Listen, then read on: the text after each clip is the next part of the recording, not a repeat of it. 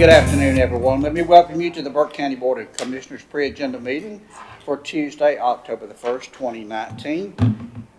At this time, Madam Clerk, I'd like to announce that all the commissioners are present, along with the county manager, the county attorney, and Scott Cook.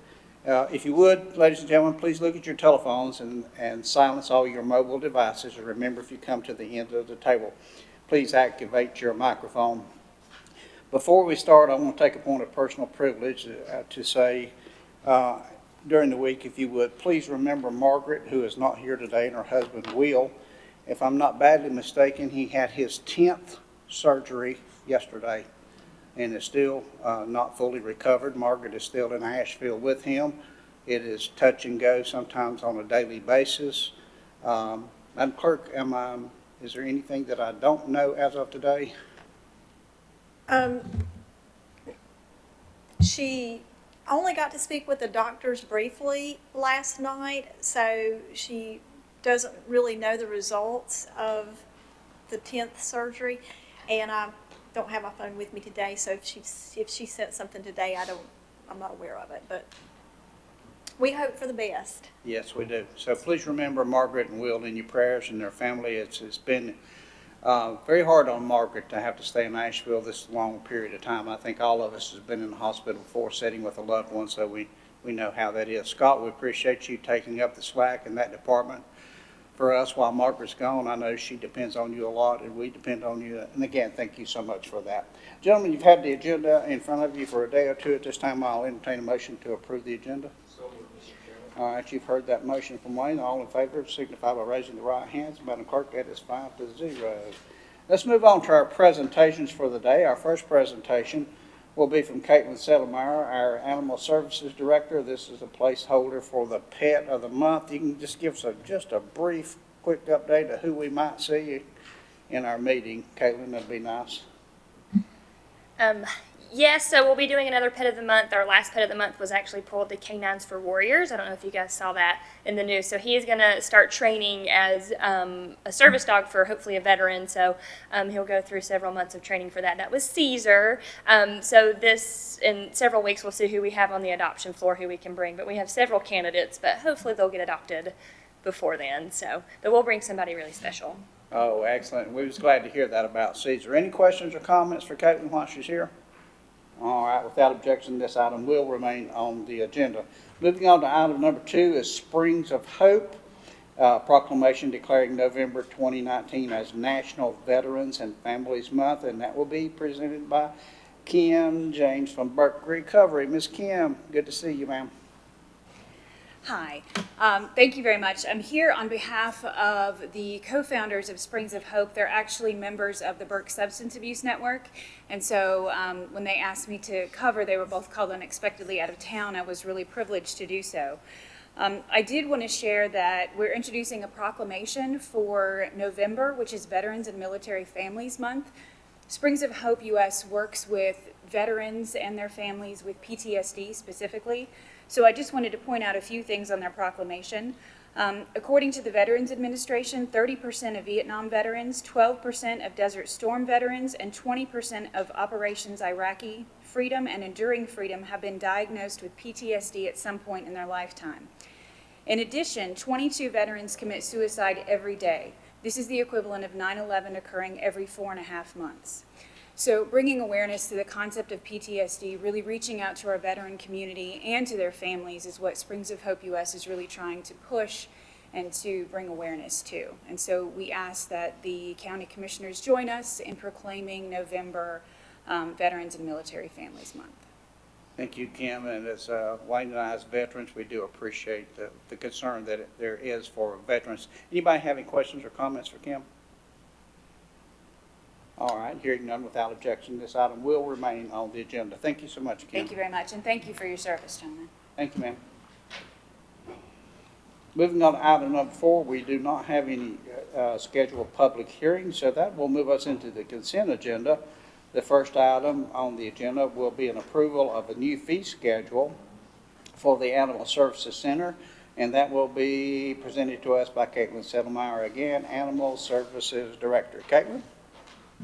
Thank you. Yes, we are wanting to improve our standards down at the animal shelter. So what we are wanting to do is incorporate an intake vaccine protocol for our animals. We all know vaccines are extremely important. The shelter is similar to having a kindergarten class. If anybody's had children go through school, you know they get sick very, very easily. So we want to prevent that as much as possible. It's going to increase our life-saving mission to get these animals out into the community quicker, and also whenever they go out to the community, of course, they're protected. You know, we're doing a lot for public health as well. So with that, it does come at an expense to us. We are wanting to get all of our animals adopted, but we rely heavily on our rescues to help us as well. With that, currently our rescues are not charged a fee to pull animals, and we do not want to deter any rescues by any means from helping us out, but we do need to kind of help recover some of the costs associated with that. So we are not wanting to make a profit off of these rescues. So what we have done, we have went through, priced out everything at cost, what it would cost to the shelter, and adjusted those fees per animal. So we have cats listed at $12 per cat, and this would be what a rescue would pay to pull an animal. So if they wanted to pull a cat, it would be $12 a cat. That's if the cat has not been altered at the county's operation, so a spay or neuter, then there would be an additional $60 fee to that. Kittens under 8 weeks of age are only about $5 because they don't receive a rabies vaccine. They're not usually old enough for flea control, so they wouldn't be getting those treatments. Dogs would be $27, and this is all based off of what me and Dr. Dunning had sit down. This is based off medications that he wanted to see used within the shelter that he thought would be very appropriate. And puppies under 8 weeks would be $12 a puppy. Now, these neonates, so the ones that are still with mom and nursing, those would be no fee because they're not old enough to receive vaccines. They're still with their mom. So that is kind of our first addition to the fee schedule. With that, and I do have a list of fees of how much it costs for us to, you know, pay for these things from the Animal Services Center, so how much would come from our budget. In addition to that, we are wanting to reduce our cat adoption fee. We'll be able to do that because, it only costs us $12 to vet a cat and then a $60 spay or neuter for a cat. So we could really move more cats out into the world if we're able to lower that just a little bit. And what we're proposing is a $90 fee versus a $125 fee. Cats and dogs were both $125 before, so we want to reduce our cat fee for sure, if we can. We're also wanting to increase our general board fee and our isolation cell board fee. Generally, whenever dogs are in isolation, they are there because they are on a bite hold, so they are taking up a whole kennel, a whole space. And our general board fee, we do on occasion have people who they don't have a lot of money necessarily, so they will bring their animal to the shelter and surrender it for 3 days to go on a weekend trip and then come back and pick it up for $15. And that's not the purpose of the shelter. So we want to kind of, increase that just a little bit to deter those people, be more in line with the veterinary hospitals, so that way they're not looking at us as a boarding facility necessarily. And also, for us to house these animals, we are increasing our standard of care. So we are in there, we are interacting, we're getting these dogs out daily, we're playing with these cats. So there is a little bit more that goes into what we're doing down there on a daily basis. I think that's all the fees I had to All right, adjust. gentlemen, questions or concerns? Mr. Chairman, I had a couple, and Caitlin, I guess one of the biggest questions I had was, is the $125 for a dog, is that deterrent to getting them adopted, or would a lower price get them adopted faster? Well, ideally a lower price would, and I would love to lower the fee, but as of right now, it costs us $60 to $75 to spay or neuter a dog, and then another $30 to administer vaccines and stuff like that. So it's coming out to similar to what the adoption fee would be, and then we'd have to recover costs of feeding. Yeah, I understand we need Yeah. it to cover the cost according to what you said in there. And Yeah. I guess the other question I had is, if you were just inundated, you had more dogs than you could spit at, would you entertain a half-price Saturday day or a half-price week or whatever? Because the more you keep them and you feed them, the more money you you put into a dog. Yeah, I think those adjusted fees have to be approved by the commissioners, if I'm not mistaken. So, but I mean, there are a lot of shelters that do discounted days to move animals quickly, so that's something, we could eventually look into for sure. And the final question is just simply, I think I asked this question one other time before you came on board a long time ago. Is there a national or statewide chart that would list, if you're going to adopt a cat, it's going to cost you approximately this much a year. If you're going to adopt a dog, it's going to cost you this much. Now, I know the numbers for a horse is over $2,000 a year, so I don't know what the dog is, but when you count all of it, the taking care of it, the worming, the vets and all that kind of stuff, and the dog food, sometimes I think we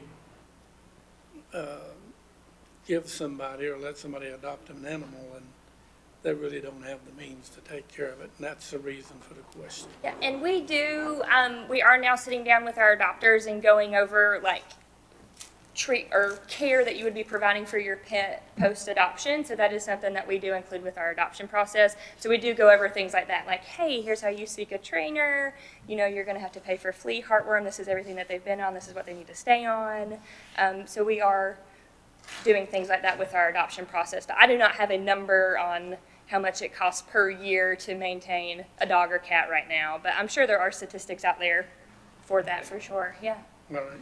Thank you. Any other questions for Caitlin concerning this matter? Yes, sir, Mr. County Manager. Yes, sir. If the board is interested in the idea of the ability to reduce the fee if we do find ourselves at a heavy population of dogs, do you want to have us incorporate some sort of language that would give the county manager authority to do that with notification to the board? Your comments, gentlemen? Fine with me. I just think we need means to manage it at times. Either him or Caitlin or somebody. I like the idea. I'm just wondering about our number of $95 for a dog, that would still get your spay neuter cost and most of the shots.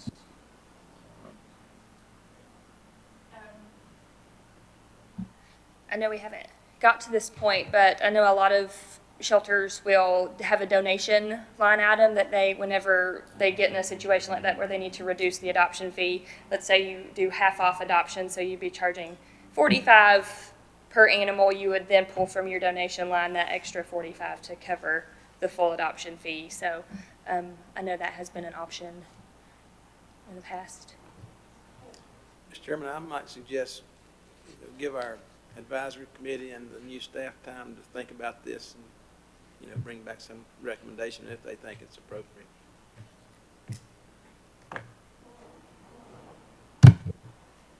I agree with Jeff. Let's let the advisory committee take a look at it and bring us back something, because I'd like to see some flexibility. But as I understand it, we'll go forward with what was presented, and then this about the reduced fee would be something from our advisory board. Excellent. Thank you. All right, and I'm going to agree with that too. I think we put that advisory board in there for a purpose, and I'd love to see them tackle this one and come back with a great recommendation. But I agree there needs to be some day or some way to have a reduced price for that. Okay? Any questions? All right, thank you so much. Without objection, this item will remain on the agenda.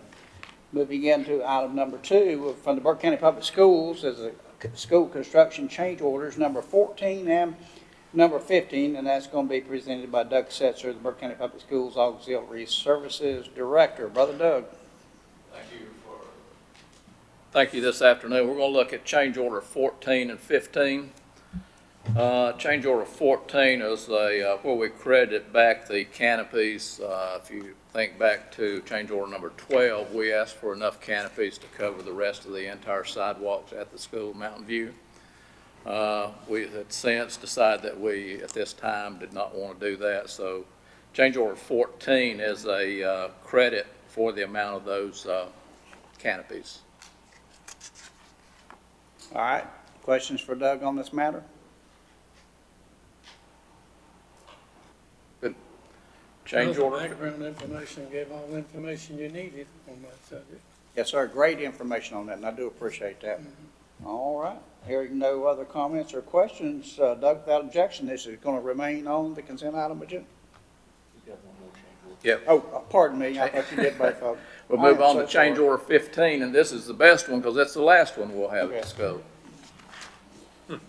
Change order 15 was a cleanup of some miscellaneous items that we've had through the school construction. It's a total of $27,594, and you see the items listed on there if there are any questions on those. Questions, gentlemen? Yeah, the only comment I got, all of this is in the budget, so it really doesn't make Yes. up. And that gets us, we're still, the state construction and school planning said to budget for 5% in change orders, and it still puts us about 2.5%, so we're excited about that. Great. Like I say, this was the last one. We met last Friday with Architect and Hickory Construction.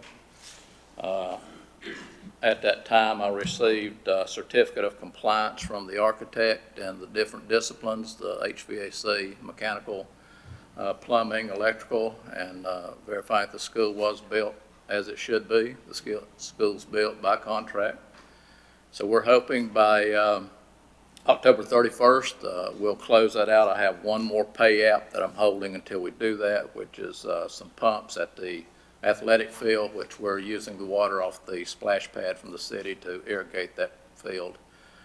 Some shrubs to be replaced and some reseeding, which depending on the weather, we hope by the end of October, we're back into fall and we can do that. So we're getting very close on that, and certainly appreciate the support of each of you as commissioners on that school. Thank you for that great update. One of the good things, Doug, was making some presentations to Rotary clubs over the last week, and everybody has received that school so well. It is just the epitome of what a school should be, and it does what it's supposed to. And we thank you for your hard work in getting that thing open on time. Yes. Thank you. Any other questions? All right, hearing none, and I'll try this again without objection. This will Good. remain on the consent item agenda. Thank you for being here, Doug. Thank you. Moving on to item number 3 from the county manager is a resolution authorizing a lease amendment of real property to the county. Brian? Thank you, Mr. Chairman. Members of the board, we have been leasing space in one of our buildings here to the probation parole folks. It's hard to believe that lease period is coming to an end, and we need to renew that. There is a little bit of an increase for us, but it's been a good partnership and a little bit of revenue for us. And I think the probation people like it because it's a little ways away from the court, and this is more of a management team that's up here, not the field officers. So if everybody's good, we'll go ahead and renew that lease with them. Questions or comments? Is that in this building, Brian? Yes, sir. At the street end there, we separate them from the health department and DSS that are over here too. Mr. Chairman, just as food for thought and comparison, I got a magazine in the mail yesterday. It had the average cost of downtown Charlotte office space. Take a guess how much it is a square foot. Just $67 a square foot.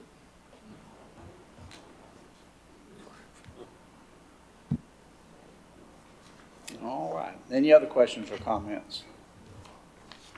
All right, hearing none without objection, this item will remain on the consent item agenda. Thank you, Brian. Moving on to our tax department reports. Danny here? He'll be here shortly. Danny will be here shortly. We'll move on to our items for decision until Danny gets here. Our first item for decision will be for the Board of Education funding approval of the new voting machines on placeholder Debbie Mays, our chair. Oh, excuse me. What? Board of Elections. What did I say? Education. No, I didn't. Elections. I've been to 2 meetings today. I'm going to get myself together here in just a moment, okay? Come on up. That was the Board of Elections, not Education. and that will be by Debbie Mace and L.H. Kirksey, chairman of the board. So if you two will come in, turn your microphone on, and tell us about voting machines. Oh, boy. I received this too late to get it on the screen. I apologize for that. I literally have put this together at the 9th hour, but I feel like it is exactly what we need. No surprises coming down the pipes. I just spoke with the S&S right before I came over here. They broke this quote down into different sections. That's why I put your total up in the top left-hand corner. I feel like the number of machines here is exactly what we need. There's no need in getting extra machines if you don't need them. It's just a waste of money. I looked at stats from years past and the voter turnouts, and this equipment right here should and will take care of all of our voting needs. The bottom section of the first page at $21,045, that is the maintenance and hardware that we currently pay $47,000 something for the iVotronics. So that went down. Our cost, as you can tell, I had originally mentioned to y'all 5 years ago that we estimated roughly $800,000 for this equipment. Well, I'm happy to say that after looking at it closely and learning more than I knew 5 years ago, I'm happy to say it's a couple $100,000 less. That's wonderful, and it still takes care of our needs. It will give the Burke County voters the best possible equipment I feel like is on the market.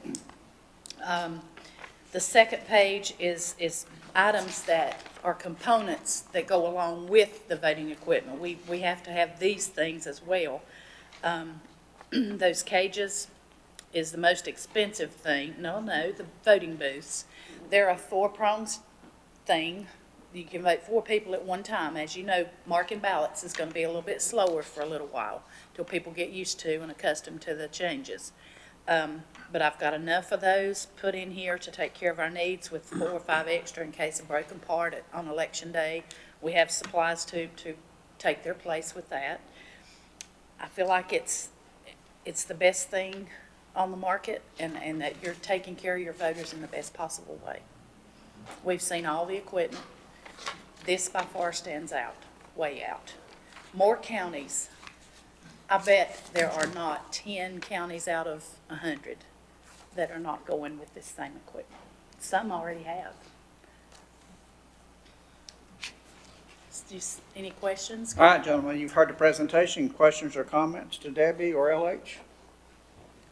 So Debbie, will this be a physical paper ballot that the voter will mark on, and then it will be fed into a tabulating machine of some kind? It is. It reminds me of the iVotronic that you feed it into, because it asks you if you do an undervote, say you go over a race and you don't vote anything, it will tell you on the screen, and it will say, do you want to proceed or do you want your ballot back? If you say, return my ballot, it will spit it all the way out. You go back and mark it and then come back and feed it through. The first time it did not register, because until you touch the button that says cast or confirm, then it's not counted. Just like the iVotes. It reminds me a lot of an iVote, except it's a paper ballot that you have for 2 years. We keep them 22 months unless we are asked to keep it longer by the state. In case of an audit, we have them on, we put them in bankers' boxes, seal them up with a seal on it, and store them after the election. But those paper ballots are there. You still have other traceability as well. It operates off of a jump drive. The ballots are on there. It scans so quickly and so perfectly. The ballots, it scans an image off the front and the back that quick. You can turn it around backwards, you can turn it upside down, makes no difference. It scans them all and puts them all in order. And there's another record, plus you have your paper ballot.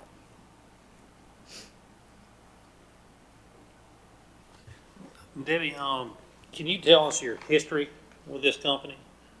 Oh, yeah. I've been here, I think, starting my 14th year. The iVotronics were purchased the year I came here. And we have had no issues with the equipment. Now, you're gonna have poll worker issues, you're gonna have voter issues, but you can't blame that on the equipment. It's just like a laptop, it's only as smart as the people operating it, you know, what you put into it. So the equipment, I have letters, I have phone calls from other counties. ES&S's track record, they are a 3-generation company. The fellow that's Owen Andrews, it's the Andrews family. His grandfather started it. Now he's in it. His son is taking over shortly. They are the best. They have a long track record with the state of North Carolina and other states. All right, Debbie, when they mark the paper ballots, that's with blue or black ink, or have you chosen which one you're going to do yet? It doesn't matter. Are you going to supply those markers?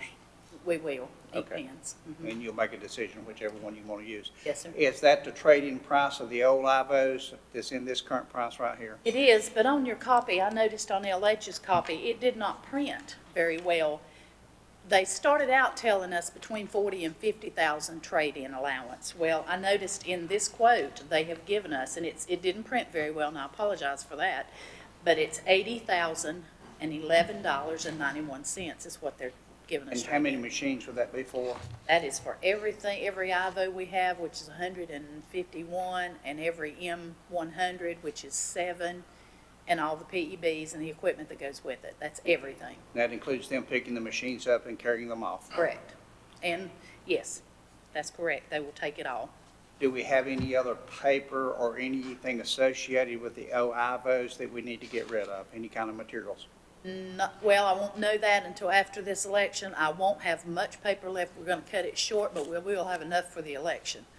I don't think I'll have more than probably 24 rolls. And I might can find another state. I could talk to ES&S and maybe sell that paper to another state. Would you ask ES&S Have to. if they would purchase that back also, maybe I at will. some point in time? I sure will. Okay. Because some of As I it, recall, it was expensive for those rolls. $15 a roll. Yeah, okay. And we won't have that expense. This new equipment runs off of the thermal paper you can buy at Staples or a office supply place. That was one of our first questions. Your LH1, please speak to the point of what happens after the election, after the machines are closed down, what happens to get the votes back to your office again, so people in the community will know what's going to happen. You want me to? Yes. The way it happens now, it seems to take forever to get results back here because the way these machines, the ones we have now are, when the last person votes, we have to take what we call a personal electronic ballot. It's a little red piece of hardware. You see us put it in the machine and set your ballot up. We have to download each machine and then print a tape that takes, golly, an hour or longer to run. We can't do anything at our office as far as results until that master PEB and that tape gets back in our hands. So that takes a long time. With this new equipment, this is one of the things that I really, really wanted to jump up and down for joy. When the last voter has voted, now keep in mind there is a jump drive that will hold an unlimited, it just goes on and on and on and on and on for the amount of space on this jump drive that runs that machine. At the end of the night, when the last voter's voted, you leave the jump drive in there, you raise this little flap, and you push the word close, and it starts printing right then. There's no download machines. That will cut our time. They still have to run the jump drive back to us to feed into the Unity system for the election night reporting. But it should cut down drastically on our wait time. And Right. now the first year, we're going to be new at this, so we ask for your patience. And I have all new staff, so just be patient with me this first year, and we'll get through it, and it'll be a successful, smooth election. All right, other questions or comments for Debbie? Mr. Chairman, if I might, you asked one of my questions, what trade-in value we got. Can you, do you recall what we invested in those machines, Debbie? Oh, yeah. I remember it well because I remember thinking, holy cow. There was a grant there at that time. The county paid for half and the grant paid the other half, and it was close to $4 million for all of the equipment that the county paid. 4 million? And your total cost on this one, 606? 660. 6,000? $606,551. Well, And it is so, technology has come along so far in the last 15 years, it's unbelievable. And these machines, I hope, I won't be sitting here 15 years from now, I don't think. I might be, because I like my job that well. If my health holds out, I could be. But I believe this machine will last that long or longer. very good. Well, I had a hypothetical question, but I don't believe it. We'll ask it anyhow, but I was thinking about the 800,000 or $1 million. And I was gonna ask the question, what if this board wanted to look at splitting the payment, half of it this year and half next year? It's doable. Yeah, they will agree with that. Really? I've already asked. Because that was my last question. I said, I know I've faced these gentlemen before, and I need to know one question. What can we do as far as payment? Do we have to cough all this up at one time? And I have it in writing, in an email, and it says, no, you can pay half, like December when you order your equipment, the other half in July of 2020. Good enough. See, I covered my bases with funding. I try my best. Any other questions or comments? LH, anything you want to say? Only to the county manager, do we have an update on the roof where these machines, new machines are gonna be going as far as the leakage? I looked a moment ago, I had to go over there for another reason, and it has not leaked a drop since. We hadn't had a drop. Well, oh yeah, it was leaking and not even raining. It was leaking on these hot days with no rain, but it is not. Let's get everybody up to speed on what we're asking to. Some of the people out in the audience don't know there was a leakage problem where we are storing the Ivotronic machines, and we're taking a look to see what's causing that leak in that building to make sure that we don't put new machines in a building that has a leak in it. I honestly believe it's fixed because it's been dry now ever since they left, and I just looked. There's nothing, no leakage now. Our general services folks went up on the roof and I think they had a power washer.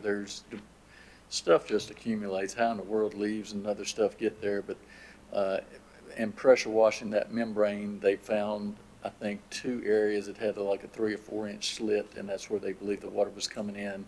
So they've repaired that, and, we had a pretty good rain the other night. So if you didn't see a leak from that, we may, of course, time, weather, and heat, and who knows if a bird goes up there and pokes holes in it, that we could still have something. But right now, we think we've got what was causing the problem fixed. And the weird part of this whole thing, when it was leaking the worst, we hadn't had rain in 3 or 4 weeks. And we thought, well, it's coming from air conditioning running somehow. So really, rain didn't have anything to do with it. So it's not leaking now. It looks wonderful. So we can project first use of these machines will be in March in the primaries. Correct. Okay, gentlemen, I do have a lot of print material from ES&S that they sent me. If anybody would like to take a look at that, it's here. So just grab it up. Anybody want to take a look at it? And you can take that home. Any other questions? All right, hearing none and without objection, this will remain on the items for decision. Thank you both very much, and we'll see you Tuesday. Thank you. See you, the 15th, right? In 2 weeks, yeah. I'm going to go ahead and go items for decision and finish those before I go back to the tax department. So at this time, item number 2 for decisions from the Department of Social Services, a request for proposals for outsourcing of child support, and that will be presented by Kathy Craig, DSS Interim Director. Hey, Kathy. Good afternoon, gentlemen, Madam Chairman. How are you? Is everybody good? So this item is a placeholder for concerning requests for proposals for the outsourcing of the child support program. A staffing study, which was completed last year for Burke County DSS, suggested that the option of outsourcing child support and several program areas be explored.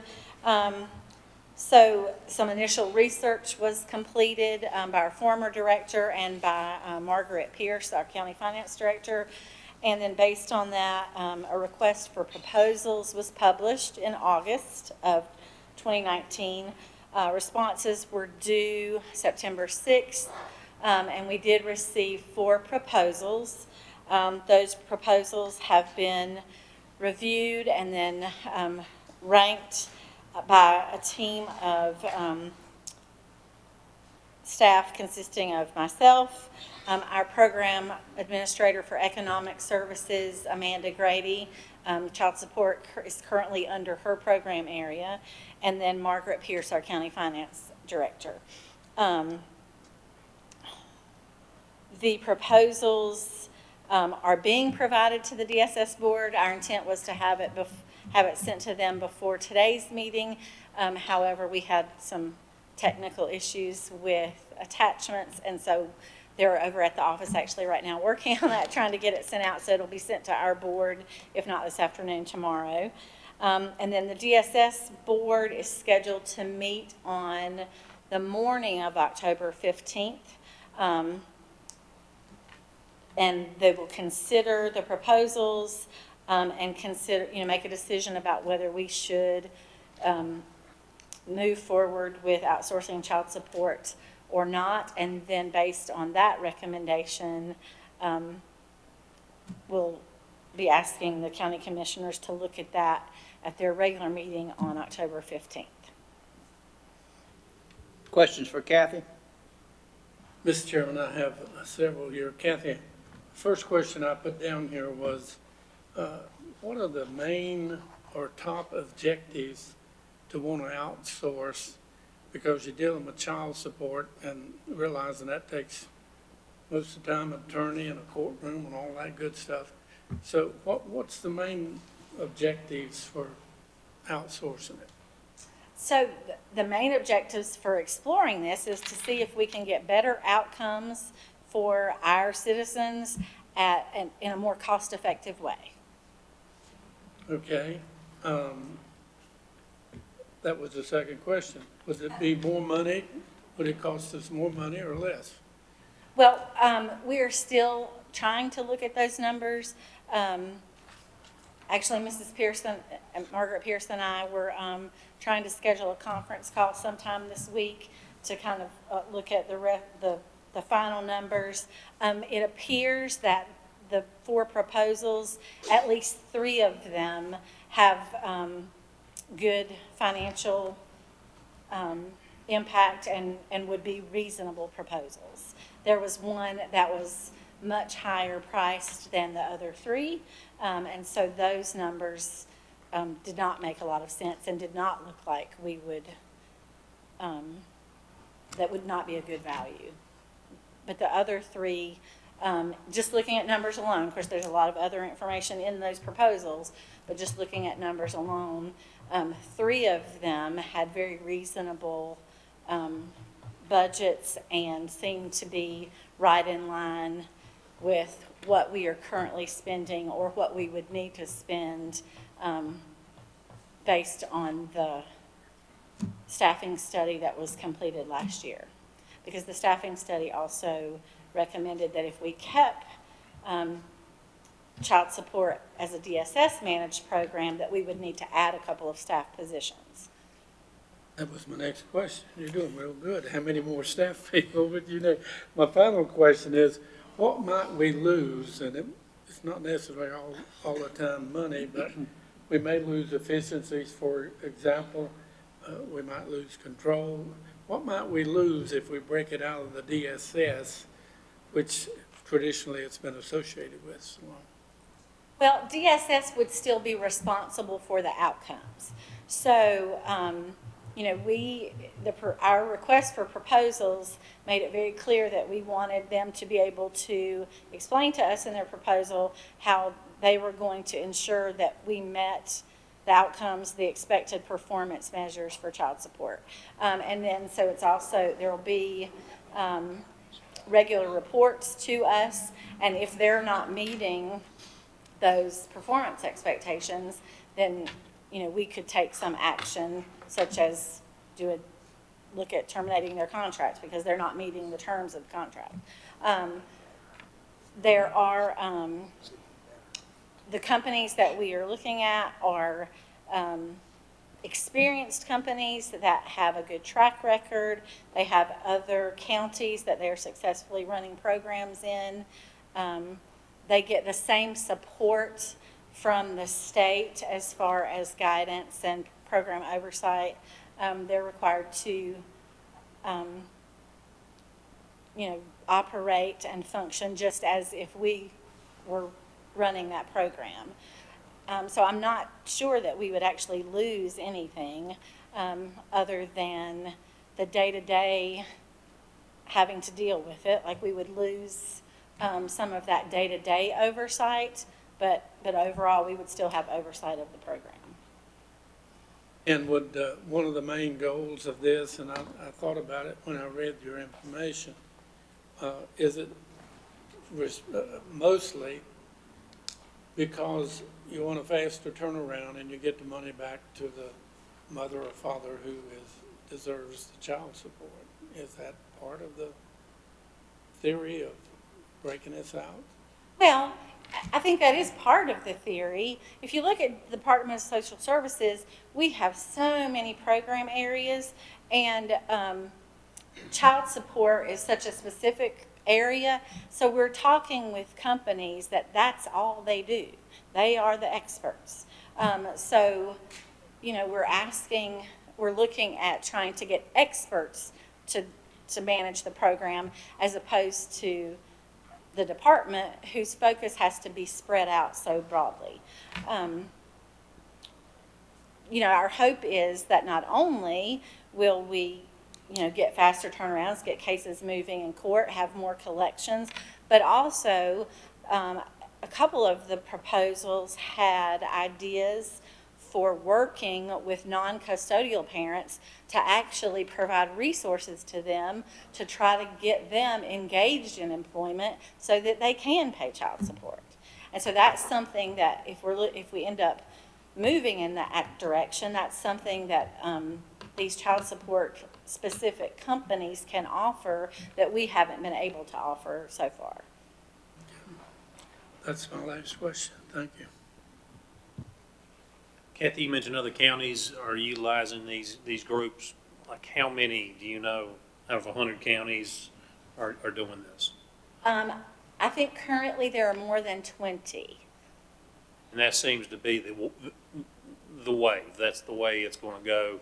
You see that increasing moving forward? I do, yes. There's, and the outcomes of those 20 counties, is there enough history there to give us an idea what those outcomes look like?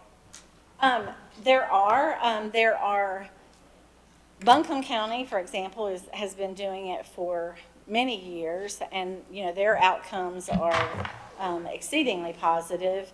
We have information from all of their proposals about the counties in North Carolina where they are currently contracted, and we have the track records of those companies. And so that's definitely something that we took into consideration when we were scoring.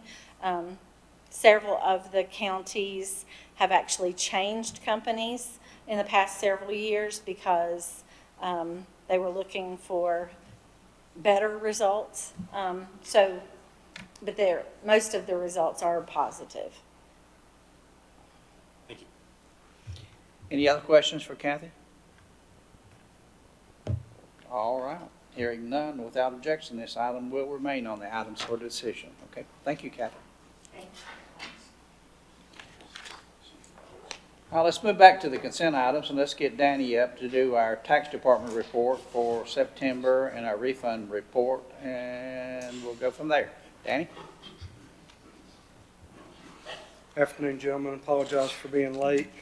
The tax collection refund reports are not ready at this point in time, so I'll have those to the clerk tomorrow. Okay, and without objection, that will remain there. And then, what do you have next? We've got the resolution rescinding the motor okay. vehicle valuation review committee. This committee, if I may, was set up back whenever we first went to the what we call the RMV, the Registered Motor Vehicle System. And It was to handle appeals when taxpayers came in and they appealed the value of their vehicle, and it went beyond the level of the tax administrator, so they appealed beyond my decision, and this committee was to handle those appeals. It's basically the same level as the Board of Commissioners or the Board of Equalization and Review. It's level, intermediate formal level. We don't really use this committee, and I was looking back through some information a few weeks ago, and I called our clerk and I said, hey, we don't use this committee, can we rescind it? And that would be my recommendation, is to rescind this committee, because any duties here are being handled by the Board of Equalization and Review, which is appointed by the commissioners. Questions for Danny? How did the state make us do this? It's one of the things that they recommended at that point in time. Recommendation. Yeah, recommended at that point in time, and I believe, if I'm not mistaken, Mark Rankin was the tax administrator at that point in time, and went ahead and got with the commissioners and had this committee established. But to my knowledge, nobody was ever seated in this committee, Okay. if that's the proper term. Nobody's seated, no functions whatsoever since Since then. established, yes, sir. All right. Any other questions or comments? Hearing none, without objection, this item will remain on the consent item agenda. Okay, Danny, thank you very gentlemen. much. I now want to recognize the county manager who received a telephone call or email last night about 9 p.m. Relating some good news. Mr. County Manager? Thank you, Mr. Chairman. I came in this morning and started my computer up and saw that I had received an email from the U.S. Department of Justice, and I opened it up hoping it wasn't bad news. And it turns out that it was notification of an award of $600,000 for an opioid treatment program that Lisa with the health department had filled out for us. I think it's $200,000 a year for 3 years, and it's multi-faceted, and if the board would allow me, I apologize, I didn't have the 24-hour notice to get it in for pre-agenda, but I would hate to wait another, 45 days to be able to act on this and get that ball rolling. If we could add this as a decision item for the October 15th meeting, if nobody objects. Does anybody have any objection to receiving $600,000? I don't either. So let's go ahead, Madam Clerk, and put that on for a decision item. Does anybody have any other reports that need to come before the board at this time? Mr. Chairman, I do not have excuse me. Yes, sir, go ahead. I do not have an award, but I do have a thought that we ought to consider, I think. Since North Carolina budget is right at $1 billion over what they projected, I'd like to see this board and every board to do a resolution to our Congress and senators and House of Representatives to award each county $500,000 toward new election bill. It would be smoking. Your Or you chairman. can say the whole amount, I don't care, but I think $500,000 a county would be, and I'm sure they'd do that on a protocol of how many citizens they got, but I think it'd be excellent if we at least asked.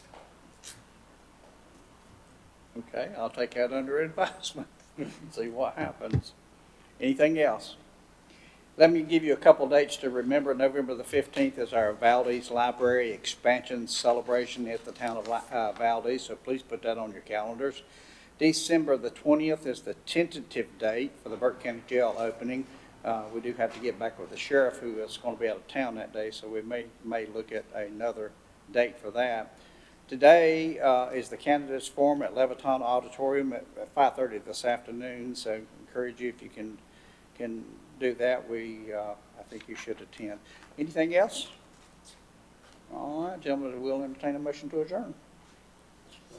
All right, I'll stand adjourned.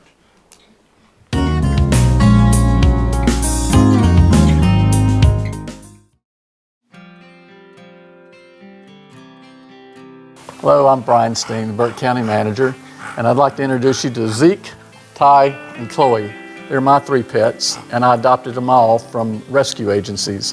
I hope if you're thinking about getting a dog or a cat, you'll consider contacting our local rescue agencies and adopt one. If you have a cat or a dog, I hope you'll also consider having them spay or neutered to help us reduce the number of unwanted pets in Burke County.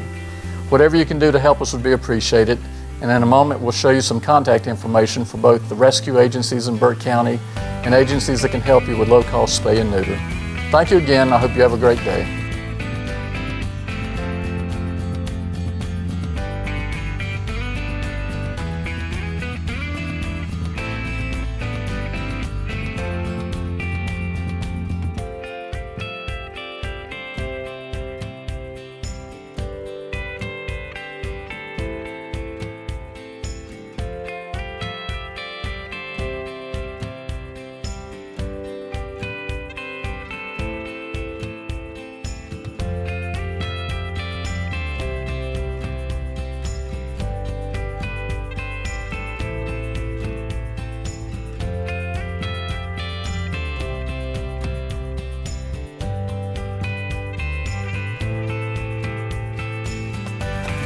Wolf.